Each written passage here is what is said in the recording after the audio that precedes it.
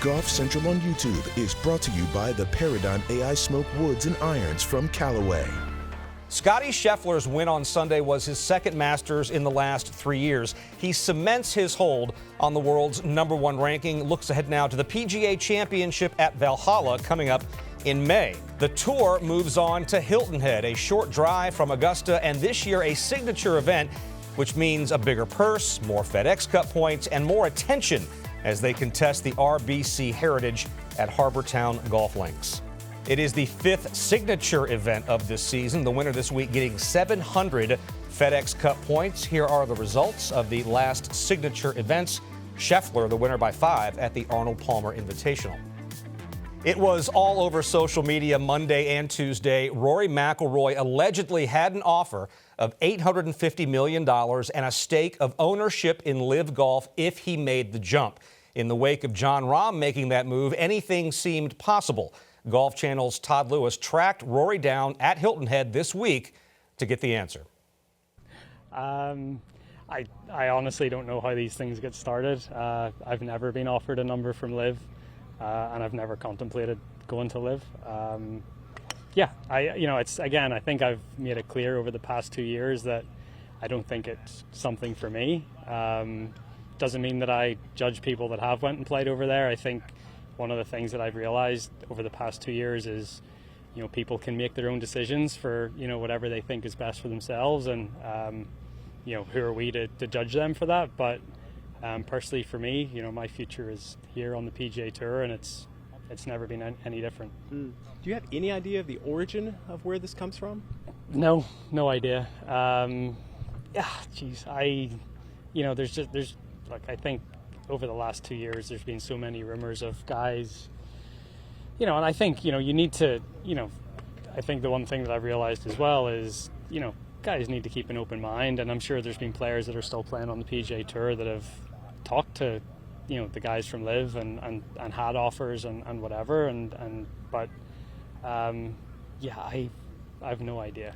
We've never, it's never even been a conversation for us. And, it's one of those things. It's unfortunate that we have to deal with it, and this is the state that our game's in. And I'm obviously here today, and I'm playing this PGA Tour event next week, and I will play the PGA Tour for the rest of my career.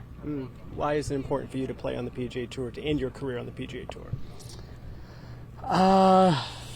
Tradition, legacy, the people that have come before us. I think that's the one, the big thing that I've always talked about with staying on the PGA Tour, and being able to be a part of tournaments like this week, and watching Davis Love win this event so many times growing up, or watching some of the the traditional historic PGA Tour events where the people that have come before us that have won, and if I'm lucky enough to win those events, see those names on the trophies that I'm winning, that's a big deal to me, especially with with how much tradition there is in our game. And also the PGA Tour has been an unbelievable platform for me to not just showcase my skills, but to also try to impact the communities that we play in. And if it wasn't for the PGA Tour and the DP World Tour, there wouldn't be, I'd still be Rory McIlroy, but I wouldn't be the person that I am today. And after coming from the Masters, where LIV guys were playing alongside PGA Tour guys, you've been pretty vocal in that you're wanting this fracture to heal. Yeah. You're still holding that stance, correct? Absolutely, yeah. I think the game is way better with all of us together. There's obviously some really good players on LIV that would be a great addition to the field this week, that and they're not here, and that's unfortunate. And I think just for everyone, I think for the players and their competitiveness and wanting to play against all the best players in the world, I think about the fans and wanting to see all the best players compete against each other. I think about media partners, I think about sponsors, everyone involved that is sort of like a stakeholder of the game. I think everyone would benefit from us all coming back together. Final thing, it's called competition. You come from the heat and the intensity of Augusta National to the island vibe here at Hilton Head Island, but still a very tricky golf course. What are your expectations from this golf course and from the competition here at this signature event? Yeah, I think Augusta's over for for all of us, and like another wonderful week for Scotty. I mean, he's just, he's hands down the best player in the game right now, and he proved last week why. But this is an important week for a lot of us to, get ourselves up the FedEx Cup rankings, to try to put another good week on the board, and really try to get some momentum for the rest of the season. And it's a huge event. These signature events are a big deal, and it's good to be a part of them. And hopefully I can put in a good performance this week and keep moving up the board. We are joined by Tripp Eisenhower for this Tuesday edition of Golf Central. Tripp, when I read the story about Rory jumping, I honestly wasn't surprised because nothing seems surprising anymore. What did you think when you first heard about this? Well, I agree with you 100%. I was like, wow, this would be the final domino to fall, where it would just have to be, we got to resolve this now. We can't kick this can down the road any further if you're the PGA Tour.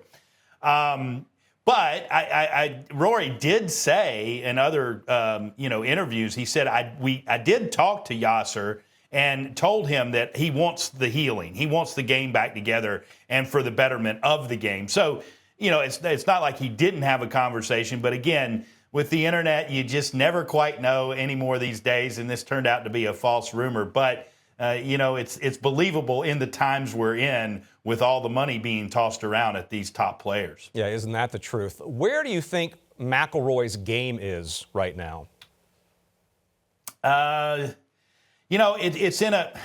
Statistically, when you look at it, he still drives the ball as good as anybody in the game. I mean, right now he's number one in total driving. Actually, he's 52nd in accuracy. I mean, he's never that high in accuracy. He's always up there in distance. So when he's as high as 52nd in accuracy, that means he's hitting his driver really well. Now his iron game, not as good. And then when your iron game's not as good, what do you need to save you?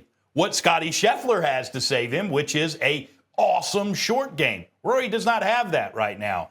If you look at his strokes gained around the greens, it's down 110 spots from the last year, down to 124th on the PGA Tour. And part of that is his proximity when he's scrambling. He's down over 64 spots to 89 when he's chipping the ball, getting it close to the hole. So if you look at that and you say, okay, well, so goes the chipping right now, so goes Rory McIlroy. In fact, the best finish he's had this year was third at scrambling, or third at Valero. He was second in the field in scrambling that week. So really, if you look at it that way, that's the case. But, going forward, big picture one of the things I think Rory needs to do, and this is the thing that Scotty does so well. He plays bad golf well. And everybody talks about Scotty and, he never misses shots. He never does anything. Oh, yes, he scrambled so great at Augusta. So many great up and downs that he had when his round could have gone different ways. And it's right now, Rory seems to, when he has those key up and downs, he's not getting them, and he's relying on his ball striking a little too much when it's good to get him through.